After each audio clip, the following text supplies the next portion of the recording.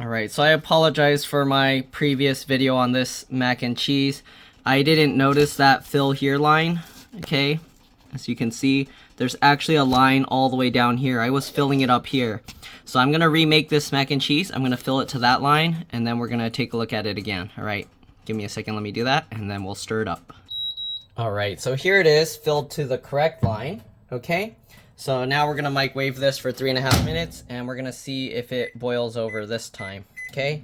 3 minutes, 30 seconds, we'll let it go, and I'll see you guys when the timer's almost up.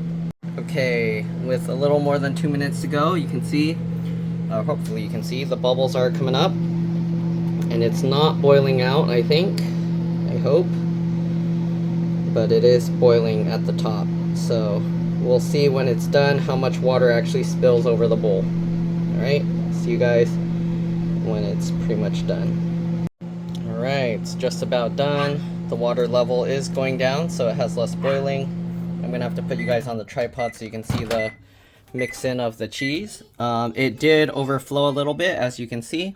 So let me put this in and then we'll take a look. Alright, so here it is. You can see how much water's left. We're going to open up the cheese packet and pour this in, okay? So pour this in, and then we just got to stir it up. Alright, so it did spill out a little bit water, so you do want to actually, you do still want to put a bowl just to be safe. Otherwise you'll have some cleanup to do. But you can see now there's actually the right amount of water in here. Alright, we're just going to stir it up. And then I'll give it a taste and see. It should be about the same because most of the water that I did on the other one, it spilled out all over the place. So, yeah. Alright, let's give this a stir, mix it up real good. And it should turn nice and goopy. Okay, it's really hot, so you want to be careful. Don't burn yourself on this. Alright, there you can see what it looks like. Cheesy gloop. Alright. Stir that around. It does look more gloopy than I remember on the first time when I tried this. So maybe this will turn out a lot better. Finish stirring it up. Okay. Finish stirring it up. You can see it looks actually like it's forming like cheese stringiness. Goopiness, and it's a lot thicker. Okay, so let's go ahead. Oh, there's some cheese at the top that didn't get off and mix in. So you want to kind of stir that all in.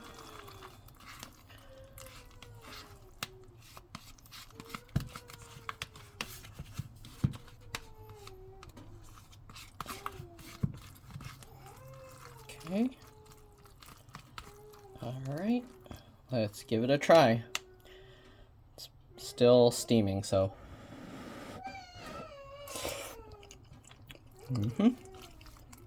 And yeah, tastes like macaroni.